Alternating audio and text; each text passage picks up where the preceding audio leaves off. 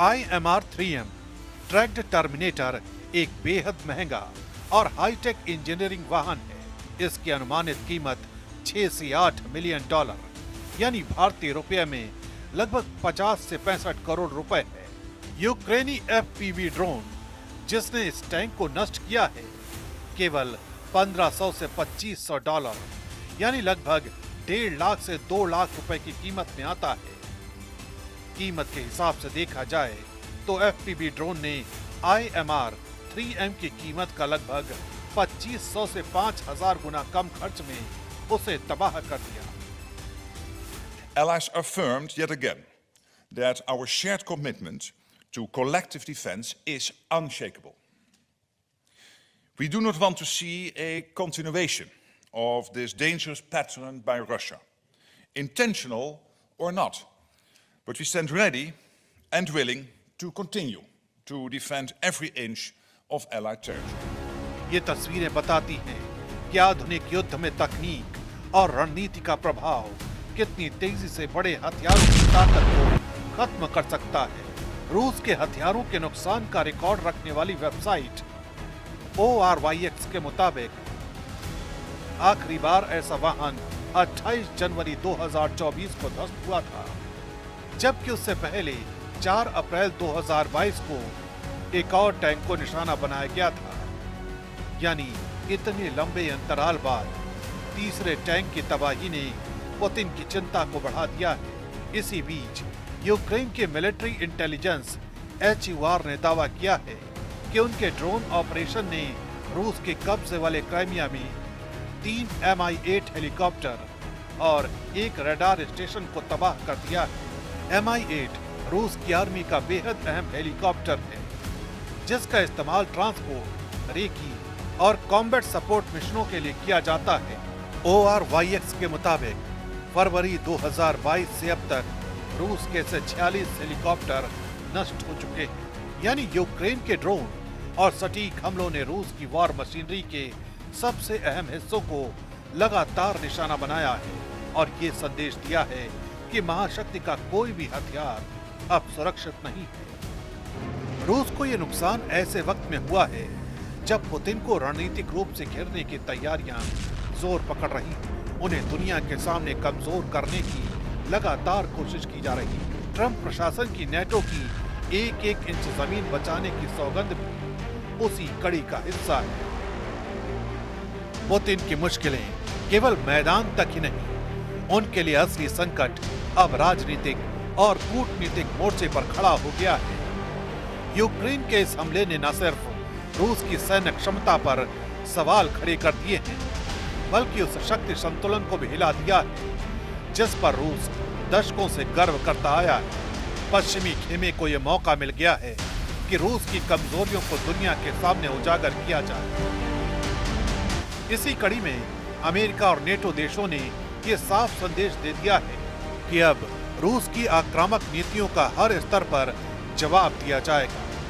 Trump प्रशासन ने साफ कहा है कि यूरोप की रक्षा को लेकर कोई समझौता नहीं होगा।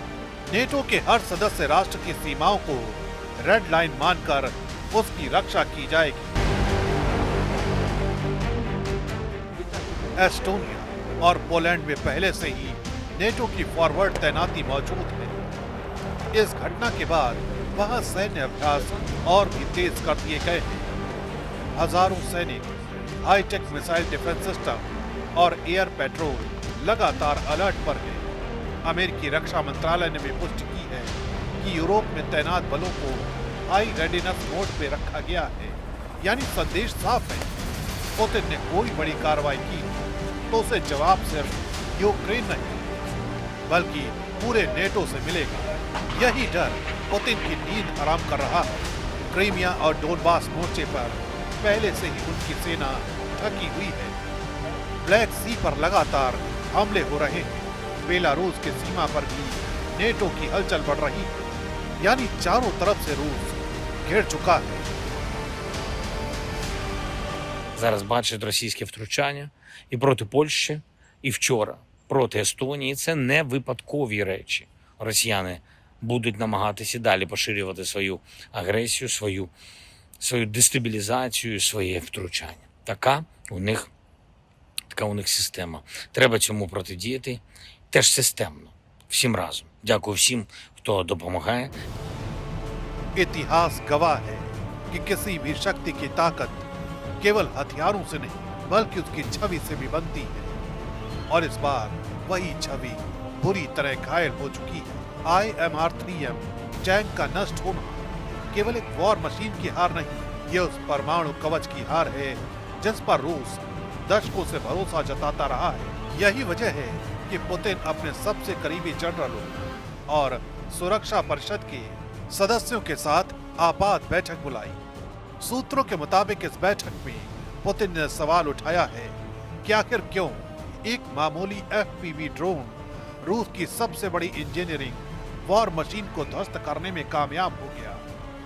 रिपोर्ट्स में यह भी सामने आया है कि रूस अब अपनी टैंक डिवीजन को दोबारा मॉडर्नाइज करने और एंटी ड्रोन सिस्टम पर अरबों डॉलर खर्च करने की तैयारी कर रहा है। रूस के अंदर भी इस हार पर गहरी बहस छिड़ चुकी है। कुछ विशेषज्ञ कह रहे हैं कि पुतिन की सेना तकनीकी युद्ध के लिए तैयार ही नहीं है। वहीं विपक्ष का आरोप है कि भ्रष्टाचार और गलत रणनीति की वजह से रूस अपनी महाशक्ति की ताकत खोता जा रहा है। सोशल मीडिया पर वायरल वीडियो में आम लोग सवाल उठा रहे हैं कि जब एक सस्ता ड्रोन करोड़ों का टैंक नष्ट कर सकता है तो रूस अपनी परमाणु सुरक्षा कैसे तय करेगा। यानी अब ये लड़ाई केवल यूक्रेन और रूस के बीच नहीं रही, ये दुनिया के लिए उस नई हकीकत का संकेत है जिसमें छोटे छोटे ड्रोन और स्मार्ट टेक्नोलॉजी महाशक्तियों के महंगे हथियारों को चुनौती दे रहे हैं। और यही वजह है कि इस बार की हार को पुतिन की न्यूक्लियर हार कहा जा रहा है। भविष्य का युद्ध अब मिसाइल और टैंकों से कम और ड्रोन, आर्टिफिशियल इंटेलिजेंस और साइबर रणनीति से ज्यादा होगा। लेकिन इस तस्वीर का एक और पहलू भी है। पुतिन का गुस्सा अब और भयानक रूप ले सकता है। इतिहास बताता है कि जब भी कोई महाशक्ति अपनी साख बचाने के लिए बेताब होती है तो उसका अगला कदम अक्सर विनाशकारी साबित होता है। यही डर नेटो को है। यही वजह है कि अमेरिका से लेकर यूरोप तक सुरक्षा परिषद और राजधानियों में अलर्ट मोड का सायरन ऑन कर दिया गया है। पुतिन अब चारों तरफ से घिरे हैं और उनके पास शायद आखिरी मौका ही बचा है। या तो बातचीत की मेज पर लौटे या फिर ऐसे रास्ते पर आगे बढ़े जिसे विश्व युद्ध की लकीर माना जाता है। यानी वो लाइन जिसके आगे जाने की कीमत बहुत बड़ी हो सकती है।